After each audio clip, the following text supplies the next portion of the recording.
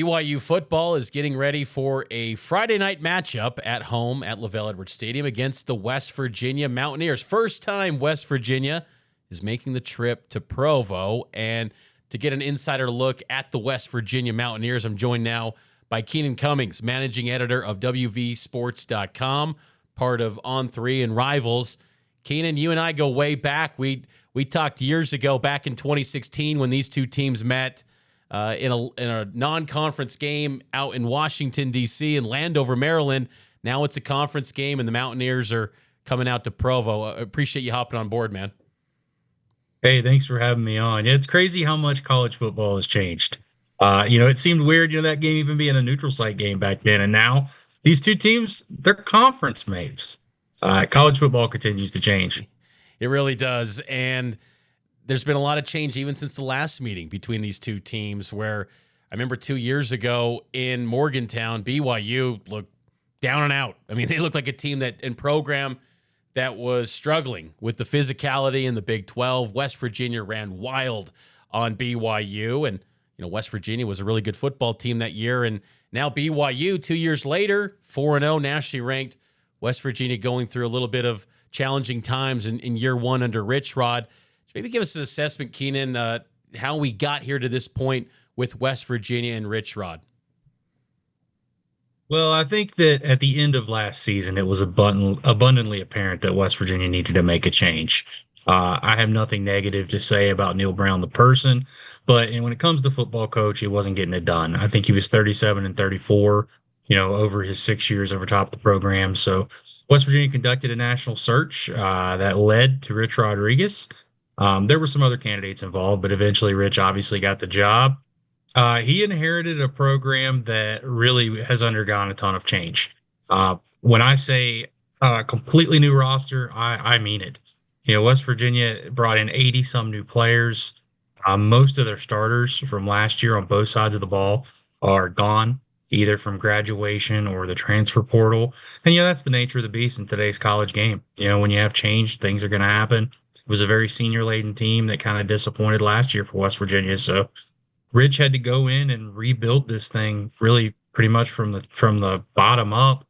And that's hard to do in 1 year, especially when you're looking at the offensive line. I think West Virginia lost, it was 7 of their top 8 offensive linemen from last year. That's just really hard to overcome. And you're seeing some of that. The offensive line had played better. It gotten better every game until the last two. They've really struggled, once they got into Big 12 play. And I think that's a concern. But, it's a process. I think that everyone understands that. West Virginia struggled probably more offensively than people would have expected, given some of those concerns. And then they've had a rash of injuries, too. Pretty much, I would say they've lost their starting quarterback for periods of time. Their best player on offense, their starting running back. They've lost some of those offensive linemen that were already replacing guys. They've lost their best or arguably best wide receiver. So it's been a challenge. That's a lot to unpack there. With all that in mind, you kind of look at this year then almost like a year zero in a way that just get West Virginia to take steps forward over the course of this year, have expectations kind of recalibrated now with an 0-2 Big 12 start and 2-3 overall record. That year zero thing is almost kind of a dirty word around here, because that was what was really thrown around under Neil Brown, in the first year. So I'm not going to say that.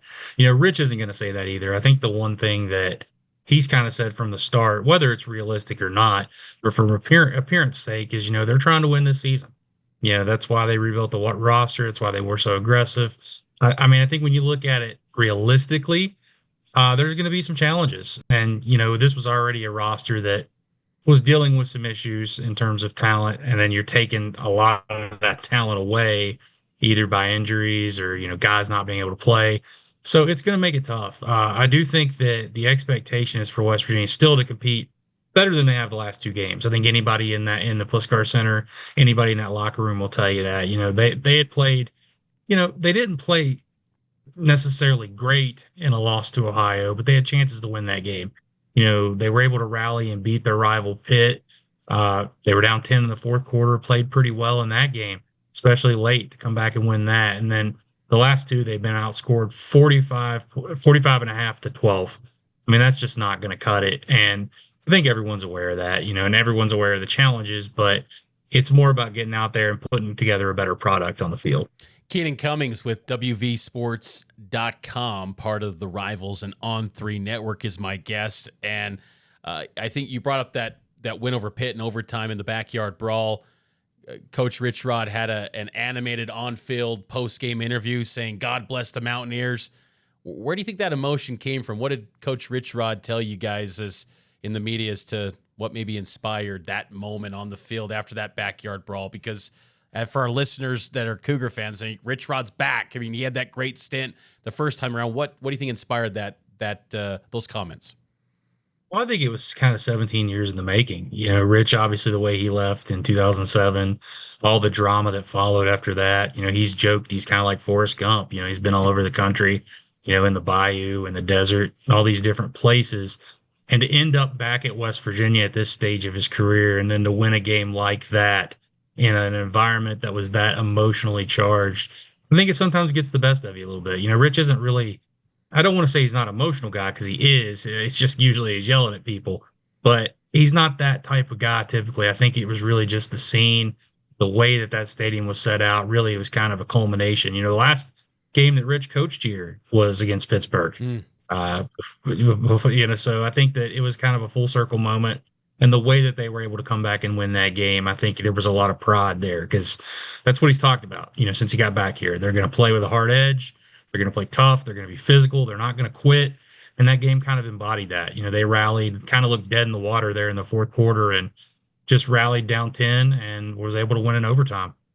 And when I think of Rich Rod teams, I always think of having a lot of pride at that quarterback position and developing great quarterbacks. I know there's been a little bit of in and out at QB and trying to figure things out at getting ready for this Friday night game against BYU. What do you make of kind of the quarterback situation for West Virginia this week, Keenan, with Nico Marchio and you got Khalil Wilkins, Jalen Henderson last week got the start. Like, what do you kind of make of this whole quarterback situation heading into BYU week?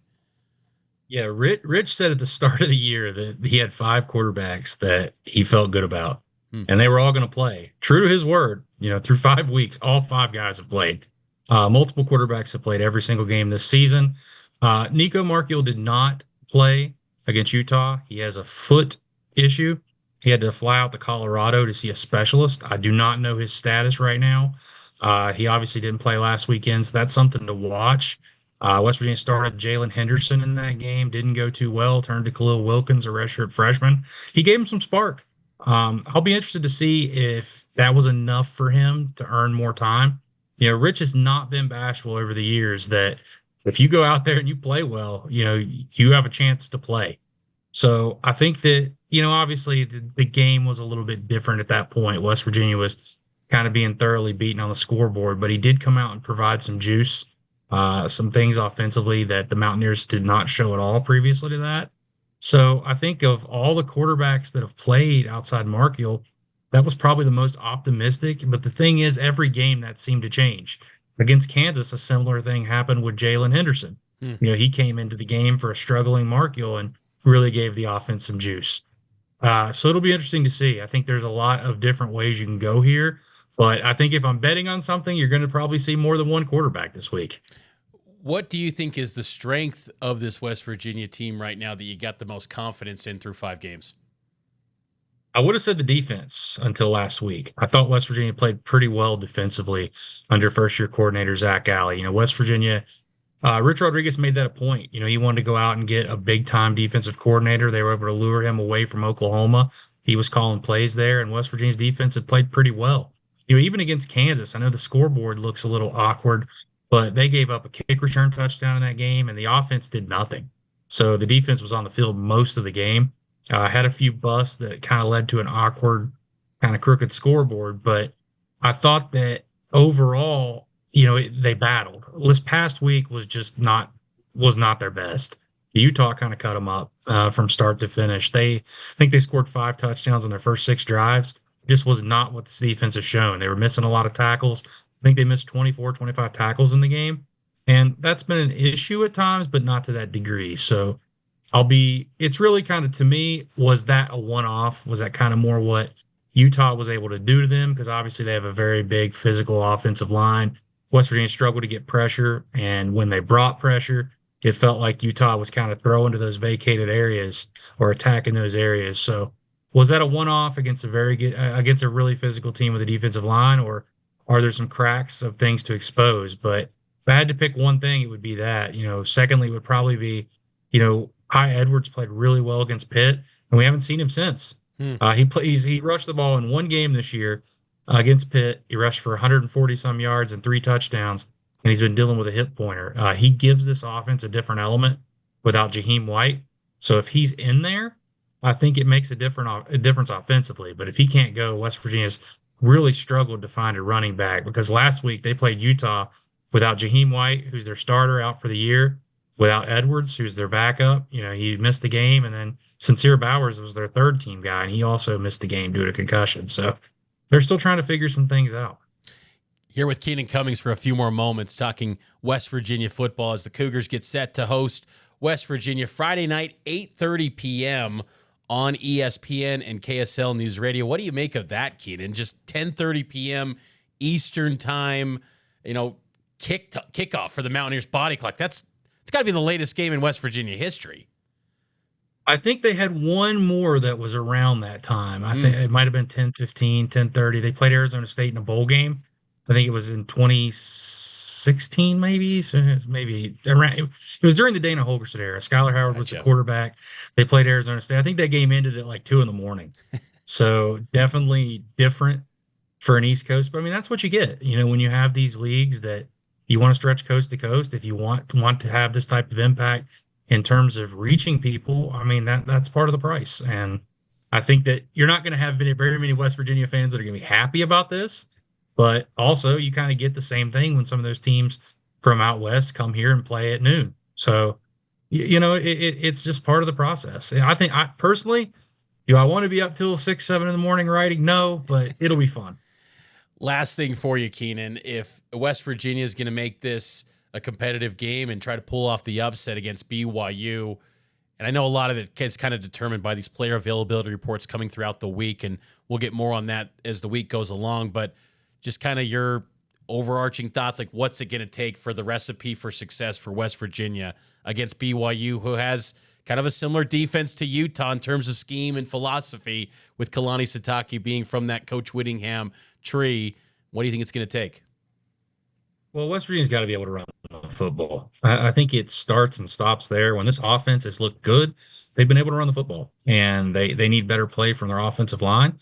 It would do wonders if they had a healthy Ty Edwards or somebody that's willing to kind of get those yards. I'll be interested to see, who plays quarterback and how that affects the offense.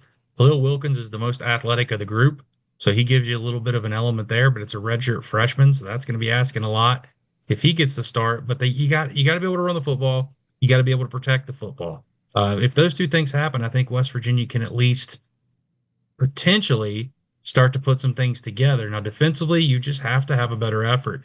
If West Virginia has a similar effort to what you saw a week ago, they're going to struggle to win games in this league. It's simple as that. It's not a good combination if you're struggling offensively and defensively. So they need the defense to kind of get back to what it had been, through the first 3.5, four games of the season. And offensively, control the ball, control tempo. It's hard to control tempo the way Richard Rodriguez wants to do if you can't get first downs. And if you're going 3 and out, that ain't going to work.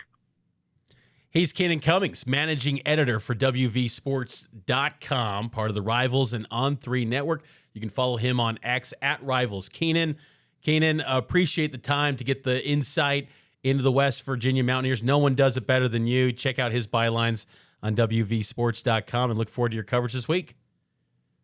Appreciate it.